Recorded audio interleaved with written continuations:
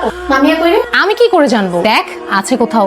এই তুমি এখানে কি করছো? আপু আমি রুমে ছিলাম, ভাল লাগতেছিল না, এর জন্য ছাদে আসছি। একদম মিথ্যা কথা বলবা। কাকু তোমাকে রুম থেকে বের করে দিয়েছে তাই না? না আপু, আমি নিচ থেকে আসছি। আমি সব জানি। তুমি কি ভাবছো আমি কিছু লক্ষ্য করিনি? আমি সবই লক্ষ্য করিনি না, আমি কিছু বলিনি। আপু ওরা আমার সাথে এমন করে কেন? আমি পাহাড় থেকে আসছি দেখে আমি ওদের মতো দেখতে না তাই? সবাই কোথায় এমন করে? হোস্টেলে তো আরো মেয়েরা আছে, তারাও কি তোমার সাথে এরকম করে? না তাহলে দুই একজনের কথায় তুমি কেন কষ্ট পাচ্ছ?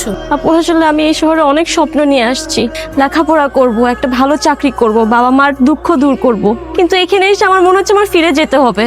আমি এখানে কোনো মতে সার্ভাইভ করতে পারতেছি না। আমরা যতটা সহজ মনে করি আসলে ততটা সহজ না। কিন্তু আপু আপনার সাথেও কি এমন ঘটছে? আপনি তো বাঙালি, আপনি তো দেখতে ওদের মতো, তাও কি আপনার সাথে এমন ঘটনা ঘটছে? যারা খারাপ তাদের সাথে এই জাতি ধর্ম বর্ণ এগুলো কোনো ম্যাটার করে না।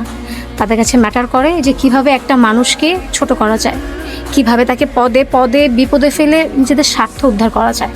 এই পৃথিবীতে ভালো মানুষও আছে যারা তুমি কি, তোমার জাত কি, তোমার ধর্ম বর্ণ এগুলো তাদের কাছে কোনো বিষয়ই না। তুমি একজন মানুষ, এটাই তাদের কাছ থেকে সব থেকে বড় একটা বিষয়।